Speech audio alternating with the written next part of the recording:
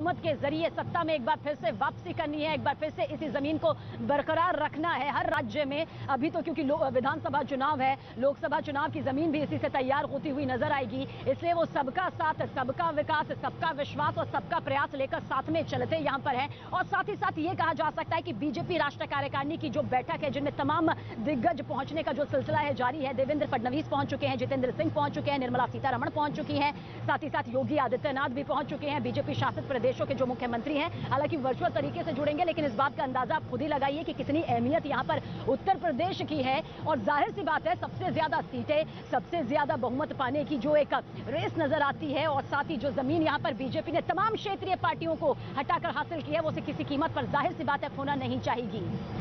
और सीधे तौर पर ये शॉट्स, ये तस्वीरें हम आप तक पहुंचा रहे हैं। देखिए, बीजेपी के राष्ट्रीय अध्यक्ष जेपी नड्डा, क्योंकि इन्हीं की अध्यक्षता में बीजेपी राष्ट्रीय कार्यकारिणी की ये बैठक हो रही है, दीप प्रज्वलित इस वक्त वो कर रहे हैं और दीप प्रज्वलन के साथ में यहां पर इसकी शुरुआत होती नजर आएगी।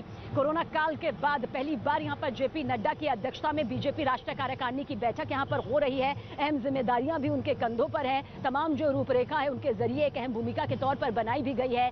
केंद्रीय मंत्री जो है यहां पर पहुंचने का सिलसिला जारी है। जेपी नड्डा भी कुछ देर पहले यहां पर पहुंचे थे और फिर अब दीप प्रज्वलित करती उनकी ये तस्वीर जो है आप यहां पर देख रहे हैं।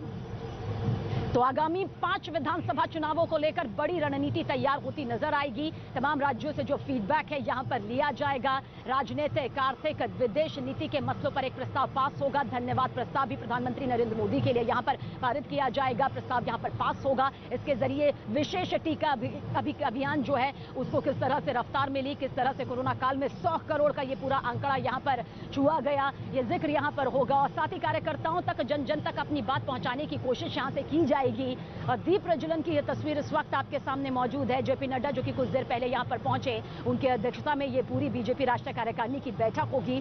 जाहिर सी बात है, जो ये रणनीति यहां पर बन रही है, पंजाब को अगर छोड़ दिया जाए तो बाकी राज्यों में बीजेपी की जो सरकार है वो कायम है। बीजेपी की कोशिश यही रहेगी कि सत्ता कायम रहे, ना सिर्फ कायम रखे बल्कि और ज्यादा सीटों के साथ, और ज्यादा बहुमत के साथ एक बार फिर से सत्ता कायम की जा सके। और साथ ही साथ चाहे पंजाब हो, उत्तर प्रदेश हो, उत्तराखंड हो, गोवा हो, मणिपुर हो, और ये जो राज्य हैं ये बहुत ज्यादा अहम राज्य हो जाते हैं। हालांकि उत्तर प्रदेश को सबसे ज्यादा विधानसभा सीटें यहां से आती है। तमाम क्षेत्रीय पार्टियां जिनका यहां पर बोलबाला होता था, जिनके अलावा कभी किसी और ने सत्ता का सुख उस हिसाब से पाया नहीं, लंबे वक्त से पाया नहीं, उसके बाद बीजेपी ने यहां पर बहुमत हासिल करते हुए अपनी पहुंच हासिल करी। और ये तस्वीर इस वक्त देखिए, गृह मंत्री अमित शाह पहुंच रहे हैं इस वक्त की ये सबसे बड़ी तस्वीर आपके सामने मौजूद है। गृह मंत्री अमित शाह भी यहां पर पहुंच चुके हैं। तस्वीर आप देखिए, कुछ देर पहले देवेंद्र फडणवीस, निर्मला सीतारमण, जितेंद्र सिंह, जेपी नड्डा, सीएम योगी आदित्यनाथ पहुंचे और अब गृह मंत्री अमित शाह भी यहां पर पहुंच चुके हैं।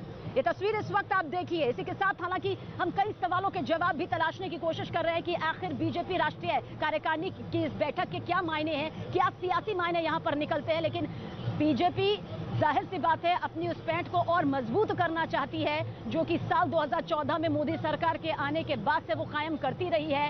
इस प्रचंड बहुमत को, जनता के इस प्रचंड साथ को वो खोना नहीं चाहती। और वो जानती है जब एक मंच पर तमाम केंद्रीय मंत्री, तमाम दिग्गज इकट्ठा होते हैं तो वहां पर एक महासंदेश जाता है। और ये कोशिश प्रधानमंत्री नरेंद्र मोदी के जरिए वक्त वक्त पर होती रही है। हालांकि कोरोना के चलते ये बड़ी तस्वीर देखने को नहीं मिल पाई, इसलिए बहुत ज्यादा खास हो जाती है ये तस्वीर। बीजेपी राष्ट्रीय कार्यकारिणी की बैठक जो कि बस कुछ ही देर में यहां पर शुरू हो जाएगी। कुछ देर पहले जेपी नड्डा जी ने जिस तरह से दीप प्रज्वलित यहां पर किया, बीजेपी के राष्ट्रीय अध्यक्ष जेपी नड्डा के जरिए दीप प्रज्वलन की जो तस्वीर हमने दिखाई, और अब अमित शाह भी यहां पर पहुंच चुके हैं।